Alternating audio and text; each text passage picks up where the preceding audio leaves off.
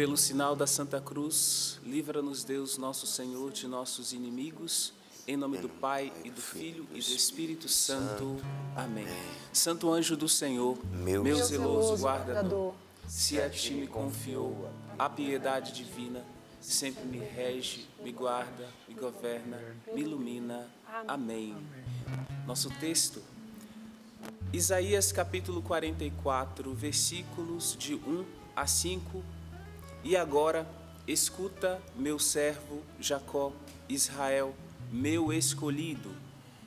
Assim diz o Senhor que te criou e te formou desde o ventre, o teu protetor.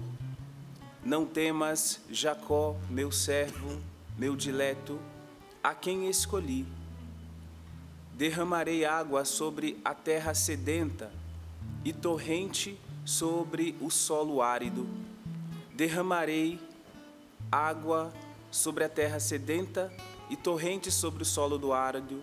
Derramarei meu espírito sobre teus descendentes, minha bênção sobre a tua posteridade, e eles brotarão por entre a relva como salgueiros ao longo da água corrente.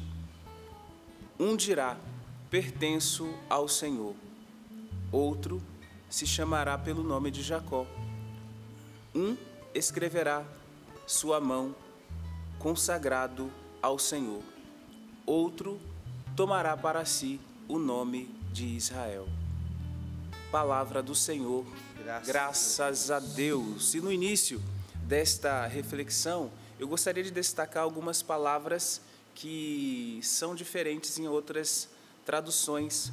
Por exemplo, quando fala aqui da terra sedenta, numa outra tradução diz terra seca, né? Então, nós nos apresentamos diante do Senhor sempre como esta terra seca que é regada pelo Senhor, que vem em nosso socorro como um rio que sustenta, que dá vida, que dá existência. Mas na parte que fala que somos modelados pelo Senhor, diz o seguinte: Ele te modelou desde o ventre materno e te sustenta. Aqui na tradução da CNBB, Ele te formou desde o ventre, o teu protetor. São palavras significativas, mas eu escolhi esse texto para esta reflexão desta manhã, neste grande grupo de oração que é o Sorrindo para a Vida, por conta de uma palavrinha que diz que o Senhor nos formou. Ele nos formou desde o ventre materno. Aqui diz que Ele nos modelou, a tradução diz isso, Ele nos modelou. Olha que significativo. Então o texto bíblico está dizendo que tem um lugar no corpo humano onde Deus põe a mão. Um lugar no corpo humano que é tocado pelo sagrado, pela realidade divina, que é o próprio Deus, que é o ventre materno, o ventre da mulher. Isso significa que Deus modelou cada um de nós no ventre de nossa mãe. O próprio Deus, aqui diz, Ele te modelou, esculpiu, né? Como quem prepara, como quem produz uma escultura, Ele produz ali, porque é um artista, né? Então é uma obra de arte. Você é uma obra de arte das mãos do Criador, das mãos de Deus. Ele te preparou, Ele te sustentou, Ele te formou. Então é com esta consciência que nós começaremos esta reflexão. Então, enquanto o Padre Edson fala, você se imagine moldado pela mão de Deus diante de todas as dificuldades que surgem na sua vida. Quantas vezes você amaldiçoou a sua vida, amaldiçoou a sua existência, a sua família, mas a grande purificação que o Senhor quer realizar na nossa vida nesta manhã é recuperar a consciência de que nós somos obra-prima das mãos do Criador, das mãos de Deus. Ele nos formou, Ele nos sustenta, Ele nos prepara, Ele nos envia, Ele prepara para nós uma missão, porque somos frutos do amor de Deus, do amor criador. Agora, eu gostaria de recordar, então, alguns temas, só dizendo que este tema do amor de Deus, enquanto preparei, né, esta reflexão, é o primeiro do querigma, que foram justamente todas as pregações do acampamento PHN, deste ano, de 2025, que estão reunidas neste livro aqui. Depois eu vou pedir, assim que eu colocar o livro ali, para que mostrem aqui também o sumário deste livro. A primeira pregação é o amor de Deus, mas na verdade todas as outras, seja o pecado, artimanhas do sistema do mundo, a pregação era para tirar os jovens, os filhos de Deus que estavam se perdendo. É porque o amor de Deus vem em primeiro lugar, ou seja, o amor de Deus permeia todas as pregações que você escutou ou escutará deste PHN por algum outro meio, tá bom? Fala de salvação, fé e conversão, senhorio de Jesus, Espírito Santo, o batismo no Espírito Santo, que ali é um banho, né? Um banho, quase que uma enxurrada ali do amor de Deus, que nos faz amar a palavra de Deus, que nos faz amar a oração, amar os irmãos e querer constantemente permanecer na presença de Deus. E essa permanência na presença de Deus, o nome dessa permanência é oração. Orar é permanecer na presença de Deus. Eu tenho o desejo de permanecer constantemente na presença de Deus pela oração, porque a oração é sustento para nós. Espírito Santo. Depois falou de comunidade também. Existe comunidade porque existe o amor de Deus. Aqui vamos falar de uma comunidade de vida, que é a comunidade Canção Nova, da qual fazemos parte, todos nós que estamos nessa bancada aqui, que é uma comunidade de amor e adoração. Vejam então como o amor de Deus permeia tudo, até as realidades dessas novas comunidades, mas também a sua comunidade paroquial, a sua família, ali é sempre permeado pelo amor de Deus, que realiza todas as coisas, que nos transforma, que nos modela, que nos molda. Aí falamos, por conta do tema, aqui os outros foram a virtude teologal da esperança e em busca do júbilo eterno. Mas, irmãos e irmãs, sobre o amor de Deus, eu quero pegar para ler para vocês na página 34 do livro temático do acampamento deste ano, que tem a primeira pregação, cujo tema é o amor de Deus. E o texto que foi colocado aqui, que colocamos, é: tendo amado os seus que estavam no mundo, amou-os até o fim. O que significa esse amou-os até o fim? Amou até o fim, ofertando a vida, se oferecendo, se entregando. Então imagine a cruz de Jesus agora também. Então, você foi modelado por amor, e o amor de Deus por você passa pela entrega dele mesmo, no seu Filho, na cruz, ali no sangue. Então eu coloquei aqui um texto do cardeal Raniero Cantalamessa, que diz assim: não fomos salvos pela dor de Cristo, mas pelo seu amor. Mais precisamente do amor que se expressa no sacrifício de si mesmo, pelo amor crucificado. A dor de Cristo conserva todo o seu valor e a Igreja jamais deixará de meditar sobre ela, não, porém, como causa, não como causa por si mesma de salvação, mas como sinal e demonstração do amor. Do amor, nós estamos falando do Deus que nos formou como obra-prima por amor.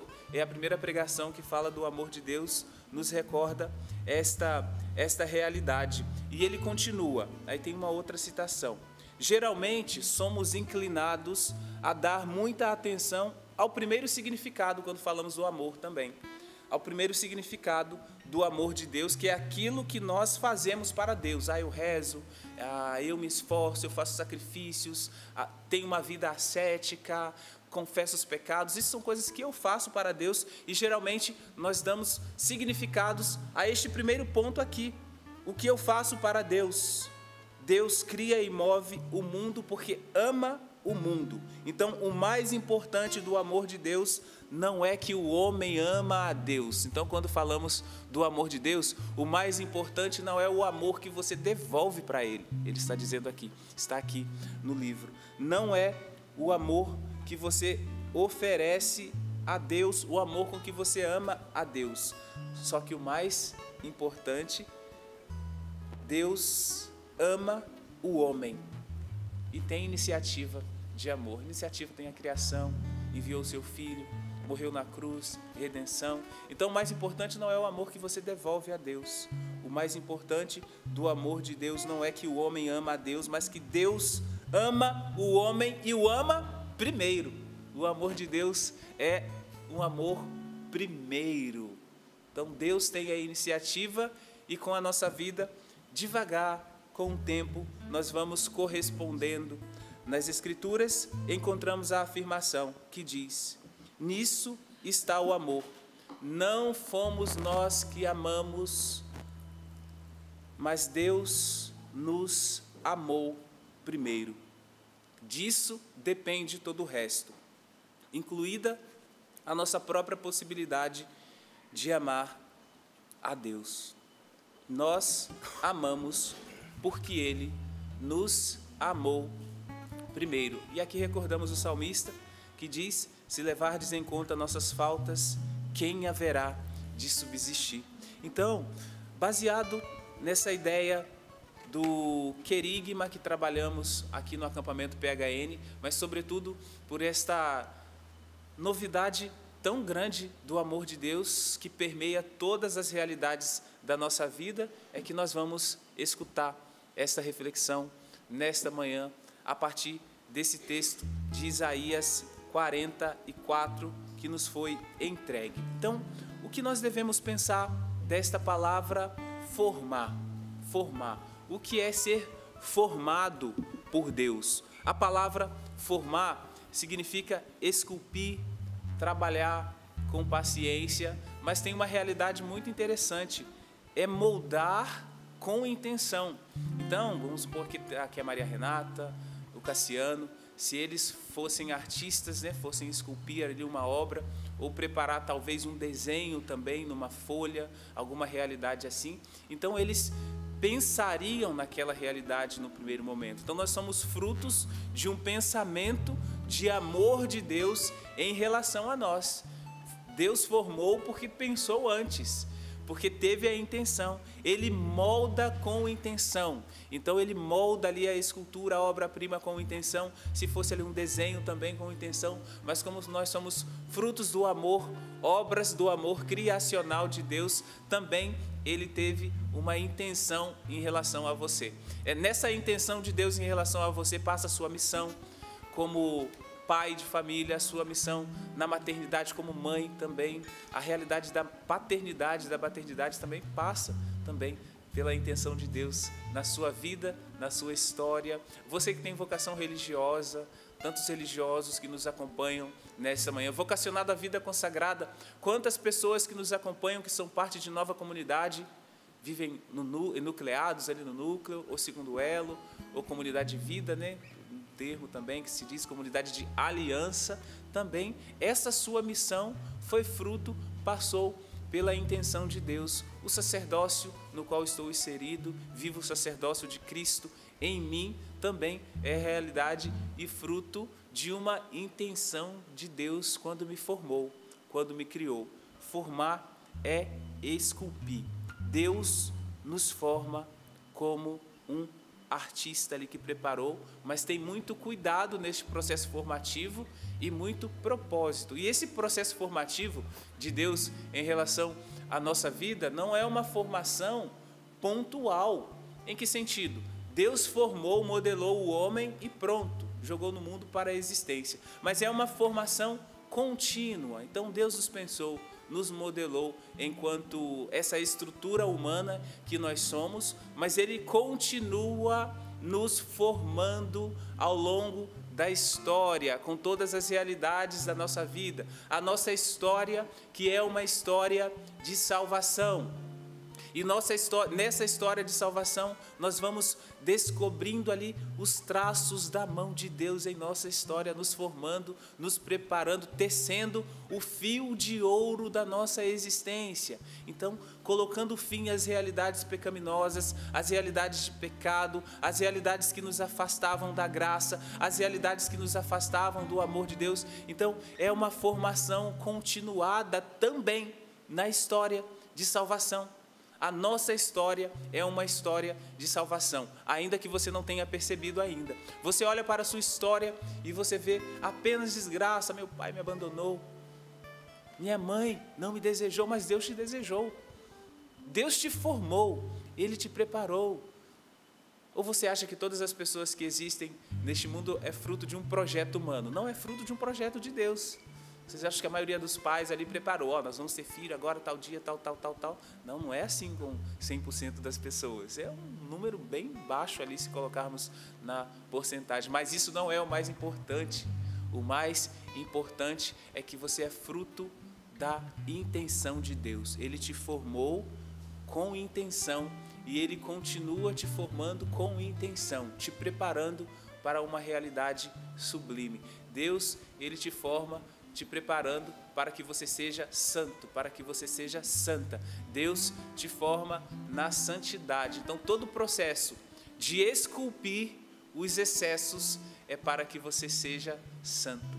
É para que você seja santo. E como Deus esculpe estes excessos na nossa vida? Eu aqui no Sorrindo para a Vida, eu consigo, sempre vem muito em minha mente as realidades familiares, porque eu imagino muitos nos acompanham de casa, agora no ambiente familiar. Você sabia que o seu ambiente familiar também é local onde Deus te esculpe, te prepara, te forma para a santidade? Te forma no relacionamento com seu esposo, te forma no relacionamento com a sua esposa, te forma na formação dos seus filhos, até mesmo nos desafios que surgem na adolescência. Nossa, eu eduquei o meu filho na fé, eu eduquei a minha filha na fé e agora ela está meio que desviada, querendo fugir do amor de Deus. Trabalhe sempre com paciência, sabendo que Deus, que respeitou o seu momento, vai respeitar também o momento do seu filho, da sua filha. Então também não se culpe achando que você não formou direito, que você não educou. Se você educou, mantenha a consciência tranquila, porque você lançou as sementes. Então, essa sensação de frustração que você tem em relação à formação dos seus filhos, Deus utiliza também para te formar na humildade, para que você não se torne orgulhoso. Olhe para as famílias dos outros e pense: nossa, a minha família é boa porque eu formei direito, a família deles não presta. Então Deus te forma na humildade. Deus se aproveita de todas as realidades da nossa existência para nos preparar para Ele. Nós estamos nessa palavra, formar. E olha que o título desse texto que nós lemos fala sobre bênçãos. Aqui, nessa tradução da CNBB, diz: o Senhor consola Israel. Na outra tradução, aqui da Bíblia de Jerusalém, diz bênção sobre Israel. E eu gostaria de ler com vocês novamente, para entrarmos nessa reflexão sobre aqui o versículo 3, sobre terra seca que nós somos, né? Esse terceiro versículo diz o seguinte: porque, é uma promessa, derramarei água sobre o solo sedento, versículo 3, e correntes sobre a terra seca. E na sequência diz: derramarei o meu espírito sobre a tua raça e minha bênção sobre os teus descendentes, porque nós somos linhagem, né? Os primeiros pais, nossos primeiros pais ali, né? Nós participamos da bênção de Abraão, de Isaac e de Jacó. Então nós somos frutos desta promessa também. Na outra tradução, o mesmo versículo: derramarei água sobre a terra sedenta. Quem aí se sente como uma terra seca? Quem aí se sente como uma terra sedenta do amor de Deus? Não o amor que você oferece, não o amor de fazer coisas, mas o amor que você recebe, o amor que teve iniciativa em relação a você. Eu me sinto como uma terra sedenta. Então, ao me sentir uma terra seca, eu me coloco na presença de Deus em oração, eu me coloco na presença de Deus em escuta, eu me coloco na presença de Deus para com meus olhos olhar e ler a palavra que me alimenta, mas não apenas alimenta, mas a palavra que me sustenta, a palavra que me modela para tudo, que me modela para a vida, que me modela para a missão. Derramarei água sobre a terra sedenta e torrentes sobre o solo árido. Derramarei meu espírito sobre todos os seus descendentes. Irmãos e irmãs, depois de nos formar, Ele nos chama. Ele nos chama. Então, é interessante vermos nesta realidade que estamos vivenciando e lendo com os nossos olhos nas Sagradas Escrituras, que Ele que nos chama pelo nome, Ele que nos vocaciona, Ele que nos insere numa missão, seja missão familiar, matrimonial, missão profissional, tá bom? É bom recordar que a sua profissão é uma missão também. Aqueles que trabalham nos hospitais, os enfermeiros que cuidam, imagina, é tão bom confiar os nossos quando chegamos ali, que tem alguma experiência de enfermidade da família e que nós olhamos para o profissional da saúde, para o enfermeiro e nós confiamos. Nossa, esse vai cuidar como se eu mesmo estivesse cuidando. Claro que aqui, infelizmente, nós tocamos em realidades que às vezes, até mesmo estes profissionais de saúde cuidam melhor do que alguns familiares que terceirizam, que abandonam. Por que você abandonou seu pai? Por que você não o visita? Você sabe que ele está ali acamado. Você tem essa experiência traumática em relação a sofrimento, em relação à dor, mas assim como o amor de Deus supera o nosso, recorde, Ele é o seu Pai. Então, por mais erros que Ele tenha cometido neste mundo, Ele também é digno da sua visita. Não que você seja importante demais para isso. Não que você seja mais importante que o seu pai a ponto dele merecer a sua visita. Mas isso não é realidade para se fazer. Não abandone. Procure. Tem tempo? Mas agora como que eu vou fazer? Como que eu vou falar com os meus irmãos? Aproxime-se. É a palavra de Deus para você hoje. Não abandone o seu pai aos cuidados apenas dos enfermeiros e das enfermeiras. Você é filha. Você é filha. Então, esta é uma palavra de Deus diretamente para você. Então, obedeça. É uma ordem de Deus. Não abandone o seu pai. Volte. Volte para a consciência. Volte para a realidade. Isso não é atitude de filha e muito menos de uma filha de Deus. Não abandone. Volte. Deus nos prepara sempre para uma missão. Ele nos vocaciona. E não há vocação anônima. Não há discípulo invisível.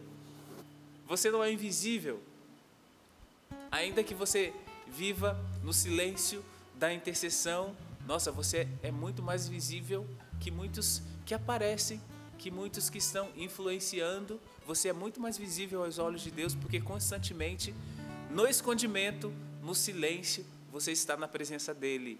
Não existe vocação invisível. Não ser invisível aos olhos de Deus não significa quantidade de seguidores, de compartilhamentos, de visualizações. Significa qualidade de presença ali. Tempo de qualidade na presença de Deus. Tempo de qualidade. Porque do que adianta ganhar o mundo inteiro, mas vir perder a vida eterna? Do que adianta ter todas as visualizações, mas não visualizar o amor de Deus pela oração e não ser visualizado por Ele? Deus nos visualiza o tempo todo, mas sobretudo quando nos colocamos em oração, quando nos colocamos em atitude de oração. Se escutarmos no silêncio, no fundo da alma ouviremos uma voz que diz: você me pertence, você é obra de minhas mãos. Não apenas meu servo, não apenas minha serva, mas minha alegria, meu filho, minha filha, meu povo. Irmãos e irmãs, o profeta Isaías nos alerta sobre a tentação de esquecer quem nos formou. Você é formado por Deus e você continua sendo formada e sendo formado por Deus que te vocacionou, que te criou, que te preparou. O Senhor quer restaurar a sua identidade. E você se dispõe a permitir que o Senhor te dê uma nova identidade nesta manhã? Aquela nova identidade que você recebeu por ocasião do batismo, ali se tornou filha no filho, filho no filho, em Jesus, participantes da vida de Cristo, da realidade dele em nossa vida. Imagine, Ele quer que você volte às origens, volte ao seu nome, ou seja, volte ao seu original, que significa voltar ao coração do Pai que te formou. Todos nós que aqui estamos desejamos voltar ao coração de Deus, voltar ao coração do Pai que nos formou, que nos preparou. Então, irmãos e irmãs, não importa quão longe você tenha ido nessas experiências da vida, não importa quantas máscaras você tenha usado para se esconder de Deus, para esconder a sua identidade, para esconder quem você é, filho amado de Deus. Deus te chama dessa forma como você está agora, mas Ele te chama para transformar a sua vida para sempre. E qual vai ser a sua palavra? Qual será o seu sim? Com os olhos voltados para quem você pode ser nele, essa é a iniciativa do amor de Deus. Com os olhos voltados para quem você pode ser e se tornar nele, a partir do encontro com Ele, a partir da presença dEle. Que essa palavra penetre profundamente no teu espírito, formado por Deus, chamado pelo nome, tu és dele, porque nós fazemos parte desta promessa. Derramarei água sobre a terra sedenta e torrentes sobre o solo árido. Derramarei meu espírito sobre teus descendentes. Derramarei meu espírito sobre teus descendentes. Que o Espírito, enquanto essa palavra é lançada, porque a palavra ela tem força não apenas formativa, mas ela tem a força de reestruturar o nosso jeito de ser, o nosso jeito de pensar, tem força de reestruturar o nosso modo de pensar sobre tudo, todos os nossos pensamentos. A palavra de Deus que nos alcança quando lemos, a palavra de Deus que nos alcança quando escutamos a palavra de Deus. Irmãos e irmãs, eu gosto muito de repetir uma frase do Papa Bento XVI, ele que escreveu, sobre a palavra também, a Verbum Domini, quando em todas as realidades da palavra, na vida, na nossa vida, mas também na liturgia, ele diz que a palavra de Deus nos supera. A palavra de Deus supera a palavra humana, ou seja, a palavra de Deus supera a voz que a anuncia. A voz que anuncia é limitada. Eu tenho um alcance aqui, eu tenho um campo visível, campo visível aqui de ação, de pensamentos e tal. Só que a palavra de Deus supera tudo isso. Eu anuncio aquele que me supera constantemente, aquele por quem eu sou superado. Então, quando nós preparamos aqui o texto, nós preparamos um texto limitado, diante das nossas realidades, mas quem alcança os corações em suas diversas realidades, que talvez aqui nem foram mencionadas, é o próprio Deus, é a própria palavra divina, é a própria palavra de salvação, é a própria palavra de salvação. A palavra do Senhor nos supera. Eu gosto de recordar também o texto que diz em relação, quando recorda ali a presença de Jesus neste mundo anunciando, mas antes de Jesus estava ali João Batista, que preparava os corações, que preparava os caminhos, falando de conversão de uma maneira mais incisiva, profética. Ali ele lançava as redes nos corações, preparava os corações para aquele que chegaria.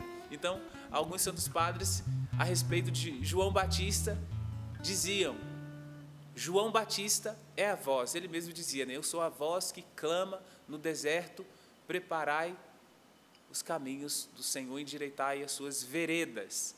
João Batista é a voz, mas o Verbo encarnado, Jesus Cristo, é a palavra. A palavra supera a voz. Você escuta a voz do Padre Edson, mas quem te alcança é a palavra de Deus.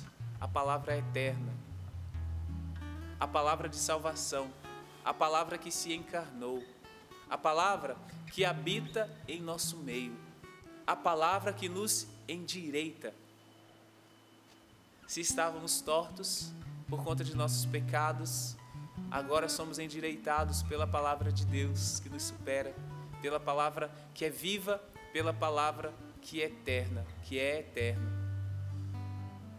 É eterna e nos modela, e nos impulsiona, e nos revela a verdade. Mas que tipo de verdade a palavra de Deus nos revela? A verdade sobre Deus e a verdade sobre nós mesmos.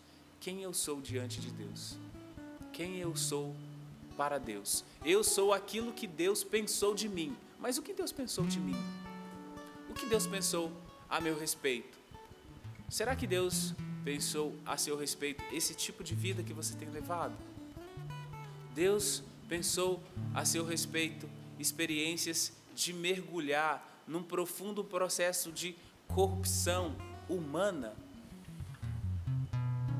Uma coisa é ser pecador, uma coisa é você ter a consciência de que é pecador e constantemente procura a graça de Deus. Outra coisa é se acostumar com a vida de pecado. Quando se acostuma é porque você já entrou num processo de corrupção moral. E o processo de corrupção moral é um processo de decadência. Eu sou o que Deus pensa de mim. Deus não pensa em relação a nós este processo de corrupção e este processo de decadência. O projeto de Deus a nosso respeito é um projeto de felicidade. E qual é o projeto de felicidade ao nosso respeito? É um projeto de santidade. Então repita assim com o Padre: eu quero ser santo. Eu quero este projeto de santidade de Deus a meu respeito. E neste projeto de santidade de Deus a meu respeito, eu me insiro. Este processo passa pela abertura do seu coração. Aqui, agora, no seu contexto agora, enquanto você escuta essa palavra, eu sei que muitos escutam trabalhando, com um fone de ouvido ali. Qual o seu contexto? O contexto da sua existência tem como base o medo? Ou o contexto da sua existência tem como base Jesus Cristo, que é fundamento? Qual o contexto da sua vida familiar? Qual o contexto? O contexto do seu relacionamento com todas as outras pessoas? Seja em pastoral, seja na igreja, seja na vida social. Suas escolhas são pautadas pelo amor de Deus? Suas escolhas são pautadas pela iniciativa de Deus a seu respeito? Que seja assim nesta manhã. O amor de Deus nos conduza, que o amor de Deus nos molde, que o amor de Deus nos prepare, que o amor de Deus nos direcione, porque nós somos alvos desse amor. E nós vamos rezar, então, agradecendo a Deus que este processo de irrigação é um processo, na verdade, é fértil, né? É um processo de vida. Porque imagina, os desertos, né? Ali não tem água, então você não vê vida. O verde para nós é que nós estamos muito acostumados com isso aqui no Brasil, sobretudo aqui na região sudeste, né, onde estamos, aqui em Cachoeira Paulista. Então é muito comum vermos verde a todo momento. Talvez você não tenha refletido, mas é sinal de vida. Então caiu ali a chuva, irrigou a terra, e sinal de vida é o verde ali que brota e os pássaros cantam, né? Aqui no Sorrindo para a Vida nós ouvimos os bem-te-vis cantando ali também. É sinal de vida, é sinal da graça de Deus. Então, quando Isaías, o profeta Isaías está escrevendo aqui, ele tem em mente aqueles desertos lá da Terra Santa, cheio de pedra, né? Nós aqui que já fomos, sabemos que é muita pedra, né? Não é nem areia, é pedra, pedra, pedra, pedra, pedra, e você não vê o sinal de vida que é o verde. E quando ele fala dessa realidade da água que passará ali e colocando em analogia com o Espírito, e nós como terra seca também, então nós recebemos este processo de irrigação. Então Deus nos irriga para que produzamos vida e frutos também, porque aí as árvores, quando recebem água, elas produzem fruto. Então nós queremos também produzir frutos que permanecem. Então convido você a rezar ao final dessa reflexão com essa canção. Eu já percebi que o Sapo e o Tiago Tomé ali estão com essa canção Só pode ser essa, né? Da fraternidade São João Paulo II, que fala da terra seca, e geralmente nos encontros também, quando canta, toda a Assembleia canta assim a plenos pulmões, porque estão todos bem inseridos nessa realidade. Então vamos rezar e cantar pedindo a Deus que nos irrigue com seu Espírito para que façamos em tudo a vontade dele, porque até agora estamos caminhando apenas como terra seca, mas não queremos ser terra seca.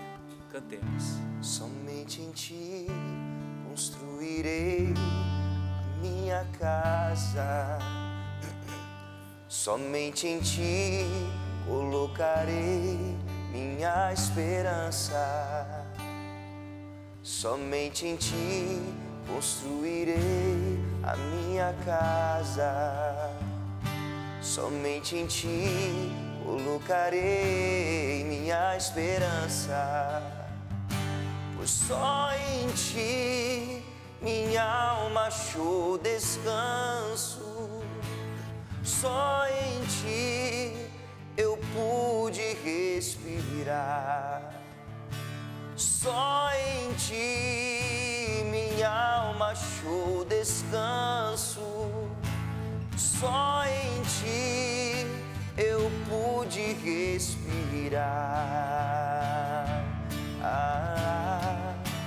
E o meu coração deseja te encontrar, como a terra seca anseia pela chuva. Vem me saciar, pois eu descobri que aqui